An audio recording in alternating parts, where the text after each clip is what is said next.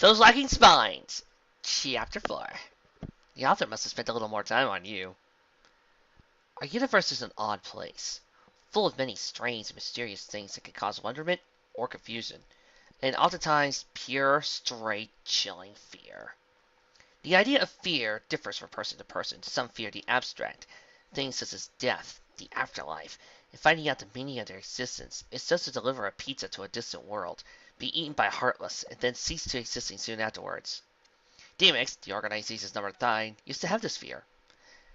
Some fear the concrete, insects, snakes, the deep end of the swimming pool, high places. Other fears things that appear in their imaginations. Flaming zombies wielding chainsaws. Some fear the very idea of things, such as the rumor of Britney Spears switching to an acting career and being cast in the lead role of a Janis Joplin biographical film. But some fears are universal. Some fears are so intense, so terrible, so frightening, they can strike the cores of even beings who are incapable of feeling emotion to any extent beyond a logical standpoint. And what Saladin, Vex, and Lexus witnessed upon their arrival in the next world certainly fell under that category.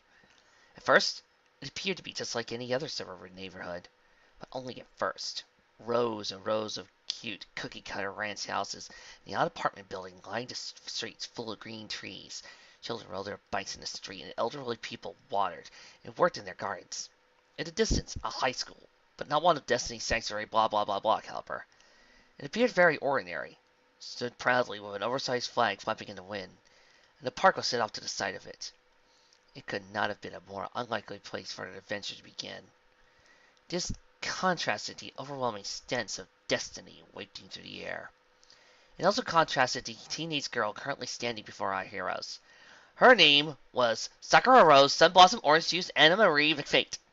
She wore a shimmering sailor outfit ripped straight from the cells of a magical girl anime in all the colors of a rainbow, and a long silver cape that went all the way down to the tips of her glowing gold stiletto-heeled boots. Her hair was the deepest raven, and braided all the way down to her knees, and her eyes sparkled like amethyst orbs.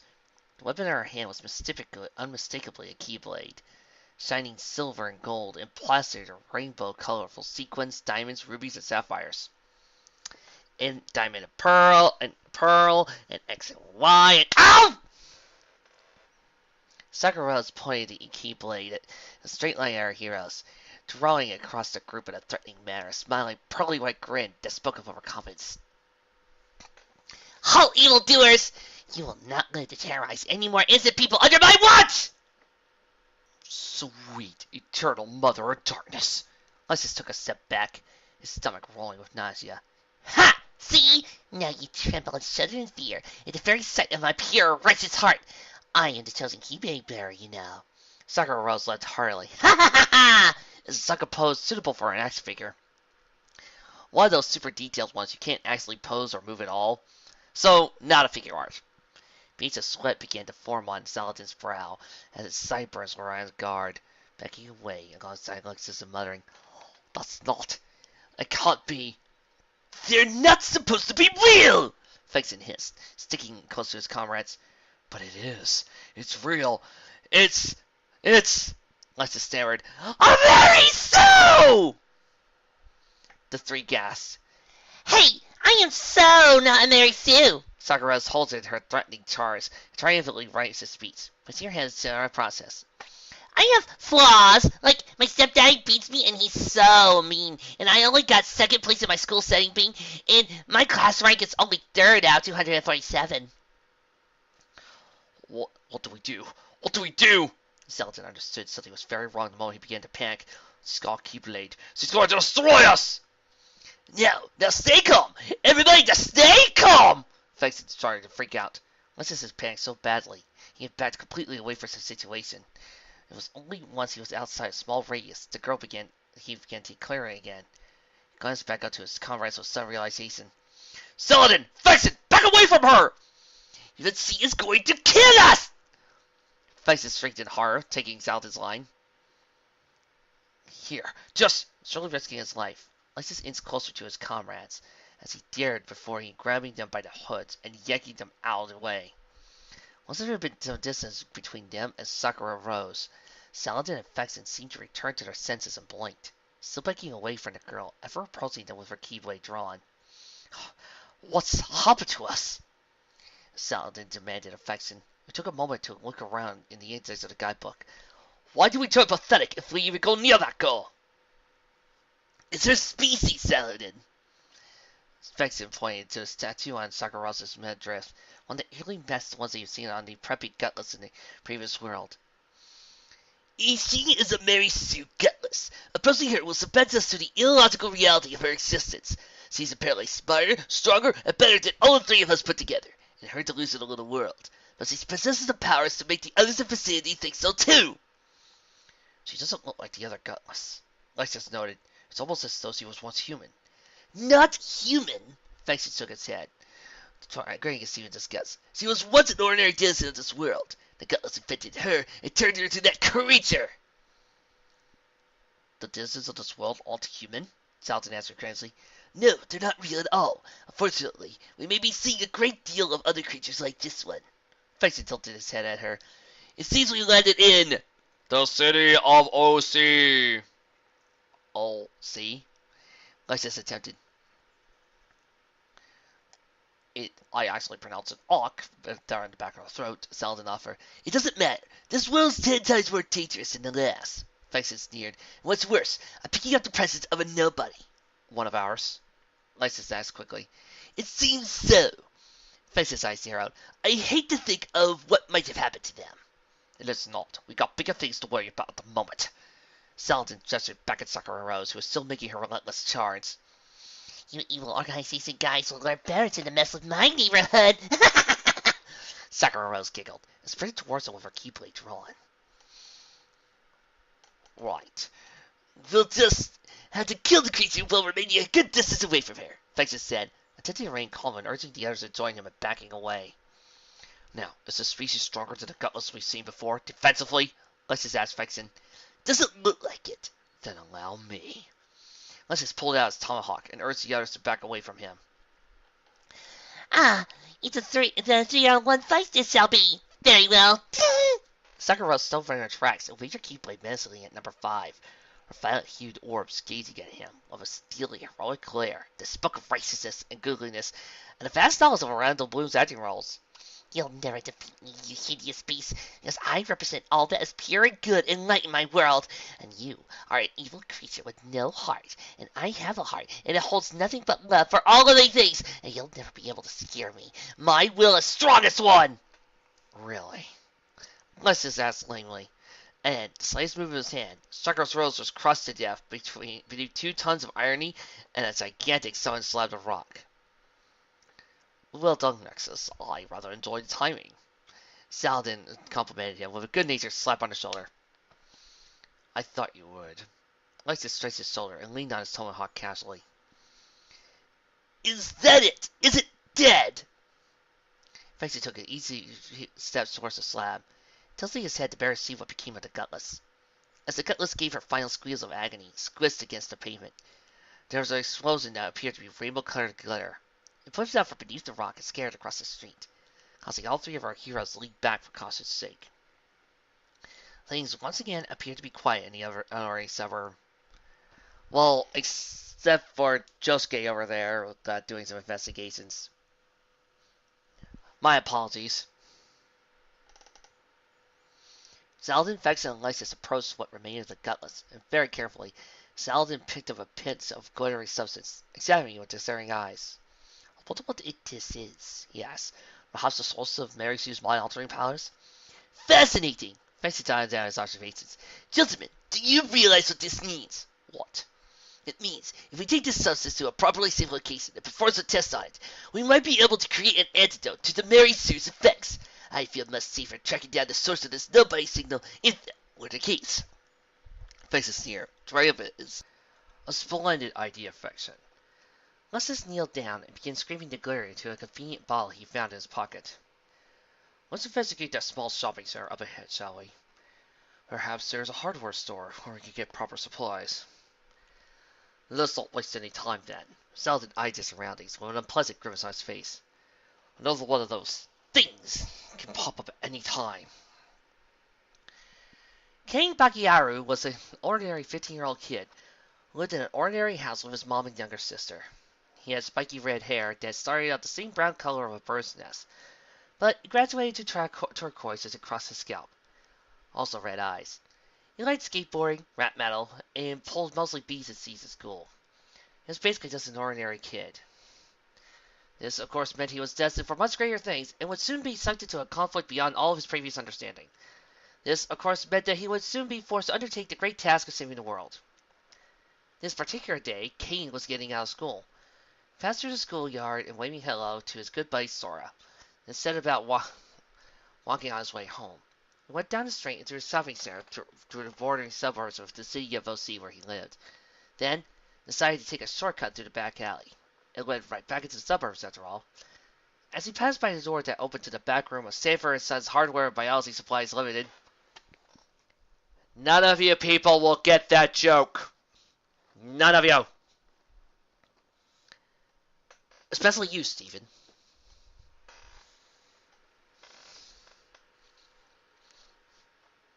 He overheard strange voices involved in Sophista's conversation. Being that he was only an ordinary boy, he had to listen. These will work perfectly. This substance seems to create some kind of chemical reaction when it gets to another one of the Mary Sue gutless. Not only does it nullify mind-altering powers, but it weakens them greatly. Any guesses why? I assume that the two Mary Sue's chemicals cannot be close to one another. After all, each one is supposedly the best. If it's exposed too long onto another Sue's powers, both of them might explode. What a bloody tonks. We can only hope. Excellent. Hand me another one of those bottles, Nexus. There you are, Vexen. Thank you. Now, if we each keep a small container of this in our pockets, we ought to be immune to the Mary Sue's powers. Then, all we have to worry about is the pathetic plastic cleanbaits, which shouldn't be a problem after all. Good. Now we can get down to the business of hunting down for that nobody and getting the hell off this forsaken hellhole world. Kane's eyes widened, as big as saucers, and he backed up out the other side of the alley, trying to piece together what he just heard. Nobody's, Mary Sue's, Keyblade. What on earth is a Keyblade? He asked himself out loud, surprised to hear three other voices echoing the same question. Kane looked up abruptly and saw he was not alone. Three other perfectly ordinary teenagers were crowded into the alley with them. Somehow had all been eavesdropping, all without noticing one another. The four eyed each other uncomfortably for a few seconds before a platinum-haired, amber-eyed, punk-looking fellow spoke up. What are you guys doing here? What do you mean, what are we doing here? A corn silk, yellow platinum, amber blonde girl with sapphire cobalt overgreen, silver copper silk, inky blue night eyes, and a fully outfitted wardrobe with wet seal plastic voice from her hands and hips to the others. Hey, I don't know about you guys. The third boy, whose name was Turbo Hibibara, with the hair color of number 99CC66, periwinkle eyes raised his hands defensively. I heard a pathetic dream last night, once I overheard suspicious conversation in the back of a hardware biology supply store. And then I was sucked up into a mystical portal where I found out I was destined to be the Keyblade bearer. No way. The first boy, whose name was Raven Irrigabarozzi, inspired, I've been having the same creepy hallucinations during gym class. Was I overheard a suspicious conversation in the back of a hardware biology supply store that got sucked into a mystical portal where I find out I'm destined to be the Keyblade bearer. I was reading my tarot cards last night, and they told me today I overhear a suspicious conversation in the back of a... Everybody! The hardware and biology supply store that gets sucked into a mystical portal where I will find out that I am destined to be the Keyblade bearer. So I decided to come and check it out. This is totally weird. The girl, named Sukafuku, exclaimed, glancing at Kane. And you? Well, I was innocently walking home from school when I overheard a suspicious conversation at the back of the hardware and biology supply store. There seems to be a mystical portal appearing overhead. Now, I'm soon will suck me up when it finds out I'm destined to be the Keyblade bearer. King pointed out at the official mystical portal. Wow, that's totally weird, Susie said. All four of them were suddenly sucked into the portal. Towards the end of the city of the OC suburbs, there was a large, suspicious mansion. Obviously, this meant that there were strange and probably unsavory goings-on occurring within. In fact, this suspicious mansion had been abandoned for many years until just recently, when a new, strange, and unsavory character took up residence in its walls, overrun with ivy and tree roots appearing up in the basement. Strange and unsavory characters cannot operate on their own, however. And so this particular being held placed a sign out front of the rusting iron rod gates. Help wanted, applied within, red. The gigantic hooded bouncer at the gates turned away anybody not dressed in a black coat. Luckily for the strange and unsavory master of the house, was pretty much no one. A line of black-clad applicants stretched all the way out to the mansion's front doors, wrapped around the garden twice, and the interior half of the line was twisting up and down staircases until finally down in the basement room, where the master of the house sat in a tall black chair with clipboard. Next, he said, lamely flipping a piece of well-conditioned hair out of his face. The black-coated being in front of the line eagerly stepped forward. Greetings! I hear you were recruiting. Indeed I am, honey. The master giggled slightly and turned to pace his clipboard. Name? My name is Suyax. Girl cackled as wickedly foreboding as he could. Not very much so. Suyax? The master lifted an eyebrow curiously. Okay then. Hair color? I'm a natural blonde, sir. She pulled off her hood, so this was true. She even pulled in a pigtails for the occasion. Eye color? Green. Powers and weapons? My power is psychic ability, and I carry a samurai sword. Suyax said proudly. Next! Master rolled his eyes and waved her away, to be escorted by the creepy silencing bouncers. Honestly, why do they always have a samurai sword? They are so cliche and icky-poo. You know, I would just like to say this is why I made sure Nyx did not have a samurai sword in my stories. I don't know, my superior. The woman standing inside the chair, shaking her head. Whatever. Next! Please state your name. Jeff. No, I mean your true name. Master yawned. Add an X, honey. Oh, yes, Jeff gave a lot of thought for a moment. Then finally now, my name is Jeff X. Jeff X. The master said lamely. Yes, Jeff X. Very well. Hair color. Jeff X removed his hood and ran a few fingers down his plain brown hair. Auburn Barkus Sienna. Eye color. Trillium Steel. Jeff X seemed much more confident in that answer. Alright. Weapon powers. My powers are the powers of psychic ability, Jeff X said proudly, and I wield a samurai sword. Well, Jeff X, you show some promise in your listing of your hair and eye colors, but other than that, you seem awfully averse to me. I'm sorry to say. Tell me, in one sentence, why should I allow you to be a member of my esteemed society? The master crossed his legs and smiled patronizingly, pulling out a stopwatch. I will be timing your pauses. When I'm here a period, I'm cutting you off. Jeff X looked mildly panicked. Then took a tremendous breath and said, all in one sentence, when I was a child, my parents were murdered by Heartless, and their Heartless were stolen, and mine were too, except the Heartless spared me and delivered me to Master Sandhor, aka Samus, who raised me and taught me all his powers, except I was a human, so one day I was trapped in a puddle on my way home from school, and my Master Samus got so angry, and got mud on the cover, he disowned me, so I wandered about the city where the Heartless eat my heart, and now I'm a nobody, and I'm here to sway your organization. Fantastic interview, Master said, eyes all glowing. You're in, honey. Yay! Jeff X pumped his fist excitedly. My assistant, Zuxel, will escort you to the administrative room. Do feel free to make yourself comfortable. The master smiled carelessly and gestured to the black-coated woman standing to his left. Zuxel grinned at Jeff X and boasted for him to follow her. He was taken by her ruthless nature, her hip-length blonde hair that flowed like an ocean of curls, her drop-dead good looks and take no crap out of her. So, Zuxel, was it? He stared up at her loving glance. That's a pretty name. You mixed it up real good in there.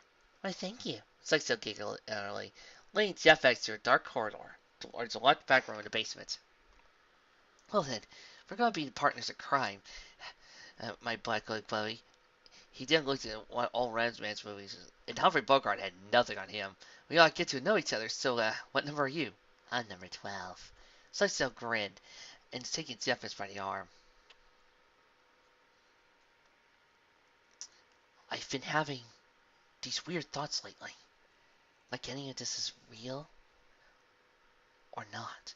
Oh God, not another one with the philosophy stick up his ass! I've had it up to here with your kids and your bullshit video game philosophy! What came over his eyes after an extended FMV sequence of himself falling through air, no water, no air, no both, he found himself standing on an ornate glass window, depicting Snow White and her 7 dwarfs. He gazed up at the sky, a majestic white dove soared over his head, feathers falling around him. He remained posed there, staring at the bright light when, okay, kid, that's enough. You had your turn. Time for somebody else to have their own ring secrets. Now knock it off!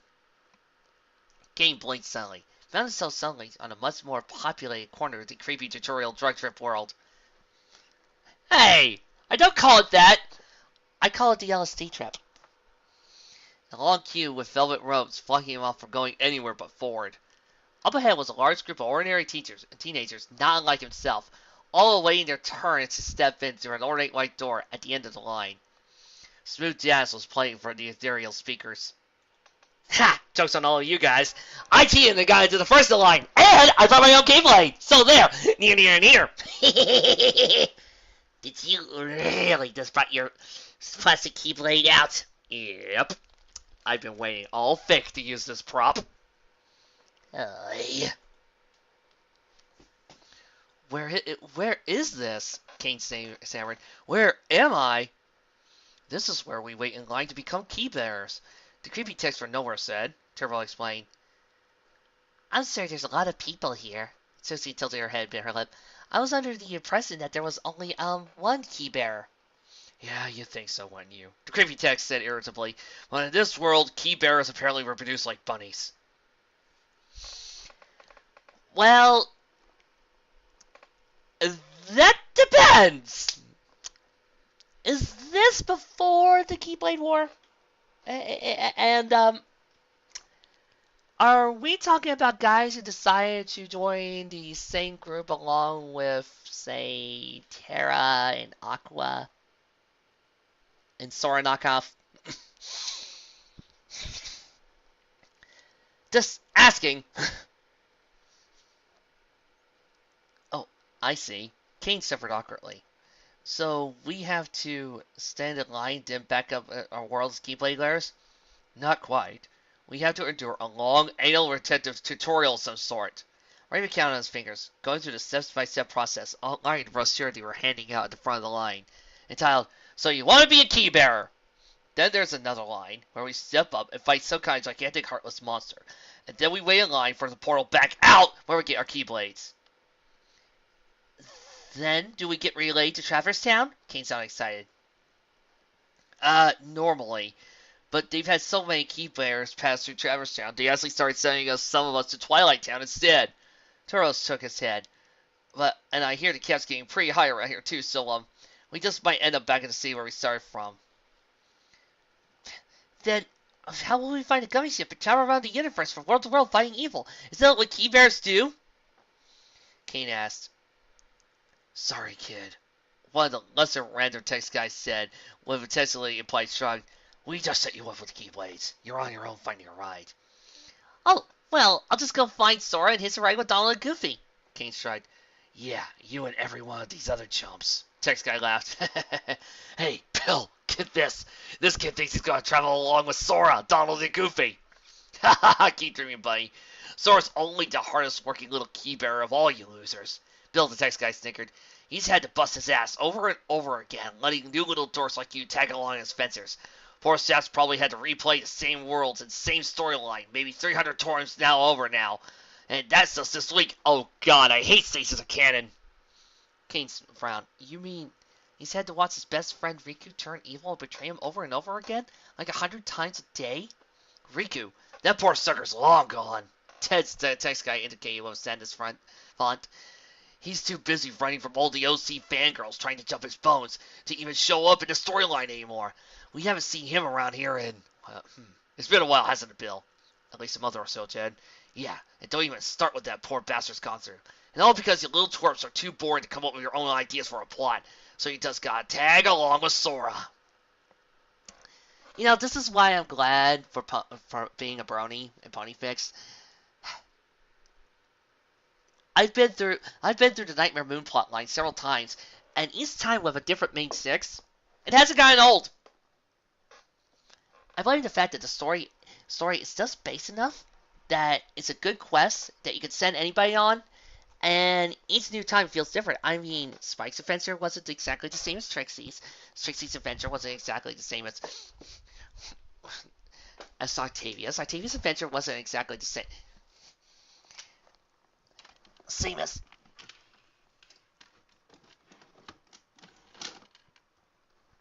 wasn't exactly the same as Twilight's, and Twilight's wasn't exactly the same as Sunset and the others.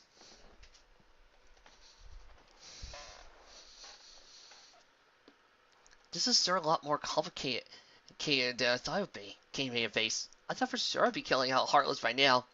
Everything's changed, Raven said solemnly. Hazy up the black sky above them. That's not the same as it used to be.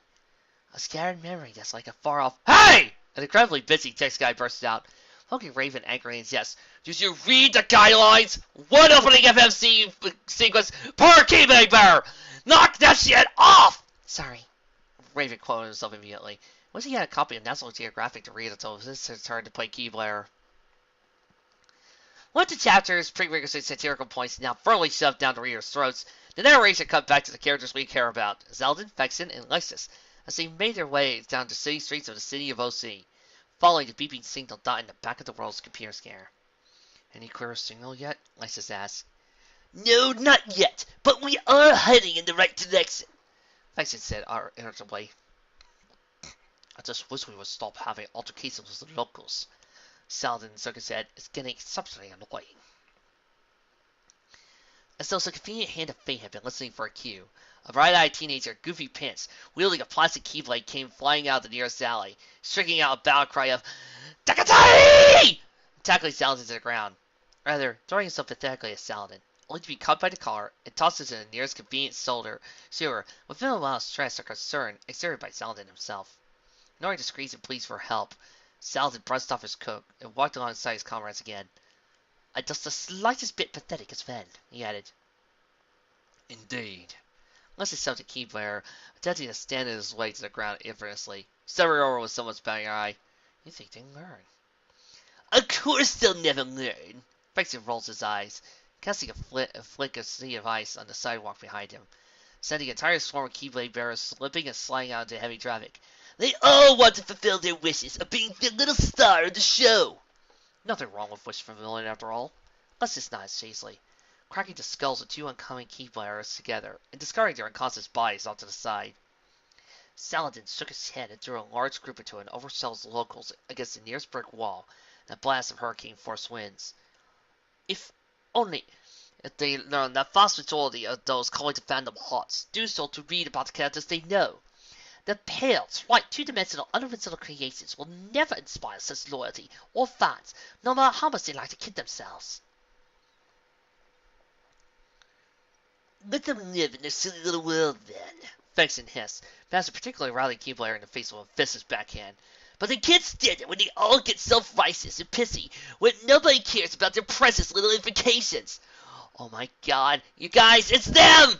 The three nobodies turned around uneasily to spot a gang of rowdy, black-colored females screeching and running at them with the force of a mob of Beatlemania teenagers. Sighing immensely, they turned around and within a matter of seconds reduced the mob to lumps on the sidewalk in various degrees of severe injury. And you know what's really pathetic? Saladin quit disgustedly. When they don't even bother creating a new character and just put themselves into the story as the heroes. Yes, I got sucked into the video game fiction. How remarkably clever, Vexen said snidely. Yes, it's only been done 1,000,000 times in every possible section. Yeah, check, triple check. Minecraft has no excuse. Check, triple check. Where's that for Metroid? Check. Leslie chuckled, rolling his eyes. They continued on their way down the street, not bothering to look back as Alice wiggled her way out the eye flow, pulling Ren and Zack out of the trash can she landed in, looking carefully unhooked to the back of Vex's coat. Gosh, that was awfully bitchy of them. She sucked his sleeve and icicle starts out her coat, firing angrily. What are you going to do that for? I don't know. We just wanted to get their autographs, Lisa sniffed as he emerged from the spontaneous mudslides he'd been trapped in. You're a fake fat hypocrite, you know that. The guy examined the multiple stab wounds on her torso and glanced down, addressing the body crushed beneath the 20 boulder and gutter. So sue me. Gatsy grinned in a lot of pain. My lord, our latest experiments have to be done now. Sunset said softly as he approached the door of her master's chamber. Perhaps we ought to— Ah! Suck-so, can't you see I'm busy? Her master pissed furiously, throwing a sparkling diamond tennis racket to the ground. Do you remember the rule we discussed when I created you? About the scrunchie on the door? If there's a scrunchie on the door, Egg says Marley Donald Crescent Wildflower is busy playing dress up. Sexo recited. No easy task thanks to the spicy formatting of his name. She winced and turned slightly away, to spare herself the sight of her master in a long, luxurious red evening gown, fully covered with radiant Maybelline products that he was certainly wasn't born with. That's right, honey. Mariluce's Sammy snapped, glaring at his icky female assistant and brushing right pink fully man hair out of his face, just to show her how pussy she made him. Look, the stress has reduced my hair to a fizzy mess. Gah! I can never properly menace the world like this. I'm sure the Grandmaster Fangirl will forgive you if your hair is only slightly off, Superior. Cessa covered her eyes and felt vaguely queasy. In any case, Superior, the line of applicants now wraps around Master 4 times, and Cephas has been properly recruited. Oh, has he? Marley Donald squealed silently. Excellent. Forget the other applicants for now. I want to see how my new little honey turned out. He clapped his hands soilessly and gestured grandly towards the door. Come, Suxel, to the experiment chamber! It was difficult taking the disturbing of Marley Dono seriously as he skipped down the hallway of the creepy abandoned mansion, taking his time to scoop out the asses of every mutant plant gutless turned pre-nubile skivet server boy, and stopping every so often to lavish attention on the used pictures of himself he hung all over. But at last they reached the darkened basement chamber, where they left Jeffress several hundred hours later. Honey! Exus Marley Dono Crystal Wildflower X is here to check up on you! Marley Dono cried out, throwing open the door of the transformation pod. Smoke poured out from within, and a dark silhouette was barely visible through all the wires and unpleasant-looking needles and plugs. Suddenly, 2 glowing red eyes opened. Cephas was here to go with a low moan. The machine seemed suitable for both uses, it seems. Suxel smiled evenly. Oh, yes, I love the looks of him already, and I really thought I outdid myself pulling that little number on you, honey. Marley Dono cackled, obviously distressed around Cephas. Honey, are you awake?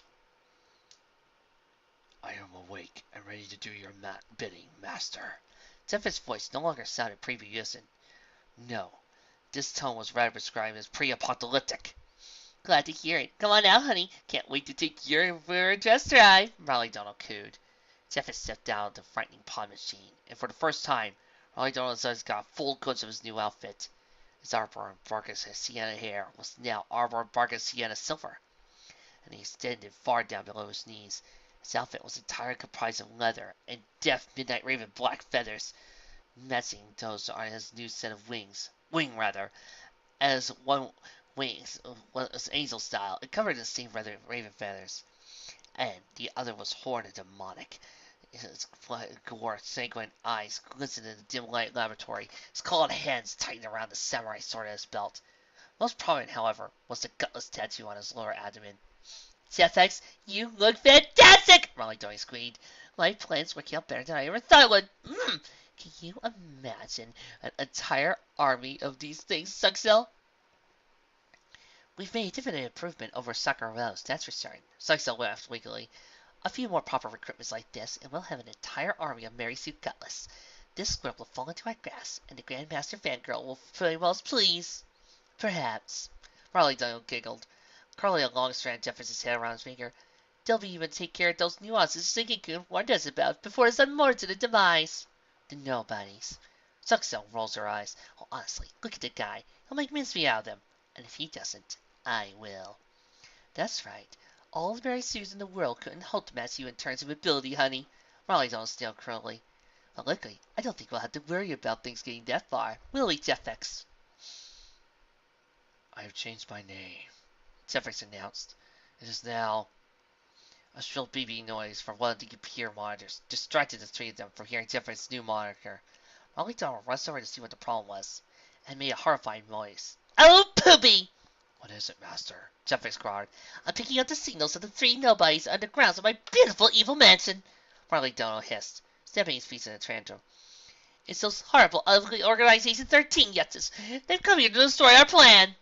I'll never allow it, Suxel shrieked, tying her fist with fury. Quickly, Master! Or are the applicants waiting outside to dispose of them? Too late for that. Marley Dono wrinkled his nose and twisted his finger in the air nervously. They've already begun attacking. Suxel and Cephas crowded over Marley Dono's shoulders and watched the monitors themselves, hoping to get a good view of the situation. But this can't be right, Master, Zephyrus grumbled. The applicants are all getting their asses handed to them. Oh, I don't think they were supposed to have been that way, Saxo winced. No, I don't think they are. Saxo looked vexed, clenching his fist, and throwing their unconscious bodies into my beautiful rose bushes.